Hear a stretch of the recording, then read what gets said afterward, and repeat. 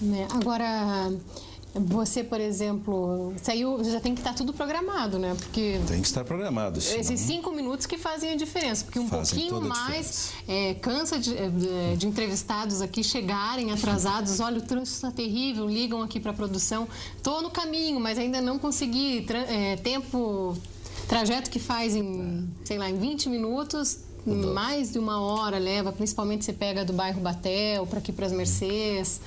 Eu tenho notado cada vez mais frequência de entrevistados que chegam atrasados, talvez não tenham um cronograma assim tão certinho como o seu, porque a partir de umas 6 horas da tarde é impossível. Acho que aí não tem mais bairro, solução, você vai trocando de rua, já não tem muito por onde andar. Agora a pessoa compra um carro para ter uma mobilidade, uma independência.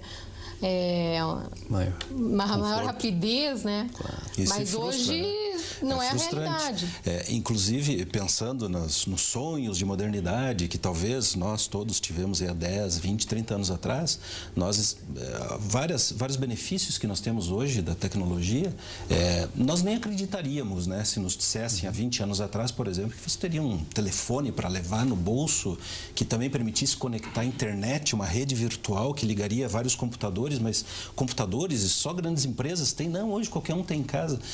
Essas maravilhas todas nos dão uma possibilidade de interseção social muito rápida e muito intensa.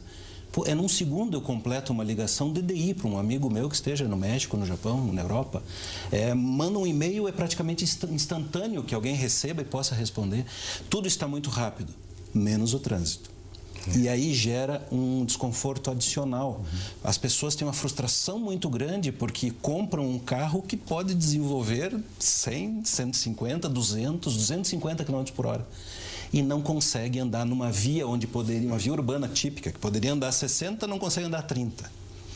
Então, essa frustração adicional de não poder utilizar o trânsito com a agilidade que tanto sonhamos, que desejamos, acaba complicando ainda mais a predisposição que as pessoas têm em se submeterem às dificuldades que estão se agravando pouco a pouco, né? Estamos com muitos veículos para pouco espaço. É verdade. E você falou dessa questão que você poderia ter vindo de ônibus. Com certeza você ia levar aí pelo menos o dobro de tempo. Aí os 5 minutos que eu saí antes absolutamente não seriam suficientes. Talvez 1 hora antes, aí quem sabe eu conseguisse. E ficaria ainda com a preocupação, puxa, mas e o retorno? Né? E para eu voltar para minha casa de ônibus? Porque aí a disponibilidade de opções também é menor, enfim. Nada contra o ônibus, eu adoraria poder utilizar, faço esse esforço e seria muito importante que todo cidadão fizesse, sempre que puder, deixar o carro na garagem, vai usar o carro, dê carona para o vizinho, quem sabe o colega de trabalho mora a 2 quadras, enfim. Carona solidária, opção pelo transporte coletivo, todas essas recomendações que estão mais do que batidas, mas é sempre bom a gente falar, né? Estamos num veículo de comunicação de grande abrangência. Quem sabe ainda algumas pessoas podem fazer isso. Acho que principalmente quem não tem atividades ou não mora em locais onde ficou muito complexo a questão da mobilidade, ainda podem fazer isso. Fica o apelo para que façam, mas é complicadíssimo fazer isso nos dias de hoje. Os nossos sonhos do passado projetaram um futuro onde talvez você pudesse trabalhar em casa, no seu computador ou coisa equivalente. Hoje isso é possível, mas a maioria das pessoas, as atividades típicas do cidadão brasileiro não tem opção disso. Você tem que ir até o local de trabalho, né? Nós tivemos que vir até aqui para ter esse programa aqui no canal da música na TVE. Quer dizer, tem coisas que dependem ainda muito do trânsito. A maioria das nossas atividades depende do trânsito. Faz tempo que vocês não pegam ônibus? Ou não? Não, eu particularmente uso. Porque você mora... Mas eu faço um, digamos, eu mesclo tanto o ônibus como o carro. Mas eu vou tentar responder, assim, do meu ponto de vista como cidadão, não como planejador. Tá. Por que a gente não veio de ônibus? Vamos ver se a gente consegue fechar essa fórmula, né? Bom, primeiro, para o mesmo trajeto que eu fiz, especificamente de um bairro X para um outro bairro, né? Eu estou gastando menos vindo de carro do que se eu viesse de ônibus. Isso já é um motivo importantíssimo para o cidadão, para o morador da cidade tomar a decisão para vir de carro. Considerando, claro, que eu já vou ter o carro para outras atividades. Eu não estou comprando o carro para fazer esse trajeto, evidentemente, ou outros trajetos similares, né? Eu tenho o carro, né? E, eventualmente, alguns trajetos eu posso fazer de ônibus. Esse eu não o faço porque ele custa mais caro. Segundo, a questão do tempo, ele vai me tomar muito mais tempo para eu fazer isso. Né? Então, tentando decodificar um pouquinho essa fórmula, eu acho que talvez a gente tenha que pensar, eu acho que o Raton vai poder explicar isso um pouquinho mais para nós, se é possível a gente pensar em transportes subsidiados, ou se dá para a gente sustentar essa situação que a gente tenha que pagar o transporte, aquilo que ele custa realmente, se o cidadão pode pagar isso. Tem certas coisas na cidade que tem que ser subsidiada, sim, não tenho dúvida quanto a isso. O Raton vai dizer depois para nós se, no caso do transporte, isso é viável ou não. Né? Eu acho que tem uma outra questão também, que a gente precisa de uma política de choque nessa questão do transporte. Né? Se você voltar no tempo, poucas são as cidades no Brasil que tiveram uma política de choque, né, para enfrentar essa situação. No caso de São Paulo, eu acho que é um bom exemplo. Né? As simples políticas de ampliação da rede, que no passado eram as coisas mais desejáveis que a gente tinha na área de transportes, quer dizer, levar o ônibus para bairros que não tinha, isso era uma grande vitória, nem todos os bairros tinham ônibus. Hoje nós temos isso, né? Mas eu acho que o choque agora é pensar uma outra coisa, um novo modal, né? Ou realmente fazer rodízio, pensar coisas que baguncem a nossa cabeça mesmo. Às vezes eu até chego à conclusão que só o caos é que vai resolver a solução urbana, sobretudo na área de transporte. Né? Na hora que criar uma situação tal, né, que você não tem mais como você ir no teu local de trabalho de ônibus. Não está compensando mais, né? O tempo é tão longo que você vai ter que repensar. E uma terceira questão que eu acho importante eu acho que esgotar as capacidades tecnológicas que nós temos hoje. Eu acho que você tem situações de trabalho que você pode, no meu caso é mais ou menos isso, tem situações de trabalho que você pode fazer em casa, na internet, com o Skype, sem pagar absolutamente nada, né? Algumas empresas até ensaiam isso. É uma lástima que isso aí está ainda limitado para certas especialidades, né? Está longe de você pegar a grande massa da população. Mas eu acho que alguns órgãos públicos poderiam, já que eu acho que o órgão público tem que tomar essa iniciativa mesmo, seja governo do Estado, seja federal, municipal, tem que tomar essa iniciativa. Há muito tempo a gente não discute, por exemplo, a jornada de 6 horas. Perfeito. Né? Por que fazer 8? Quer dizer, tentar com estresse, chegar em casa para almoçar. Você ir e voltar 4 vezes. Não, quando você chega no serviço, você não atende público e você senta na frente do computador. Né? No nosso caso, por exemplo, que trabalha com alunos da pós-graduação, por exemplo, que você não necessariamente tem que estar na frente dos alunos para dar aula, né? Eu tenho começado a fazer assessoria por Skype, que é eu e mais um aluno. Né? Você perde um pouco a tua privacidade e tal, né? Porque às vezes tem que fazer isso domingo à tarde, porque você acha que aquele é o melhor horário, mas enfim, para a cidade está ótimo.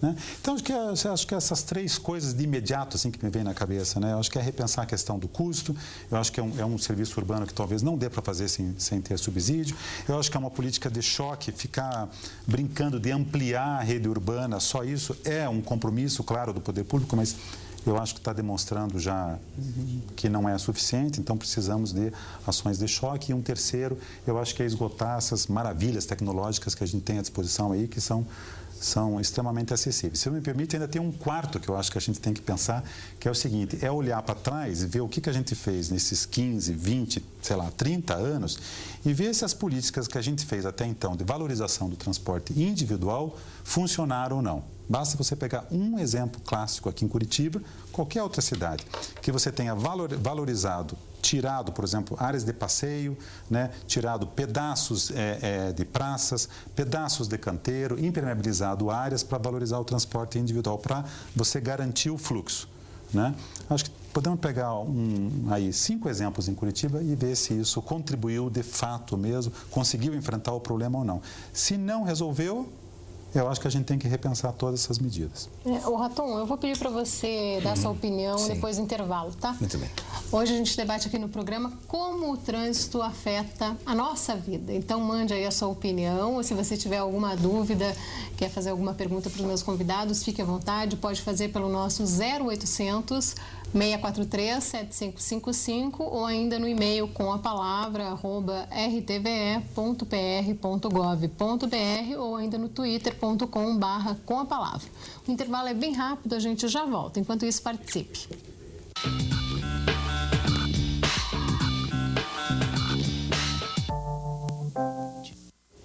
Para estudar os efeitos de tantos carros nas ruas das grandes cidades, a Fundação Dom Cabral, em São Paulo, pesquisou o trânsito de 4 capitais brasileiras: Todas alcançaram um nível alarmante de congestionamentos. O paulistano é o mais prejudicado. Ele perde, em média, 3 horas do dia preso em congestionamentos, e pode ser até mais.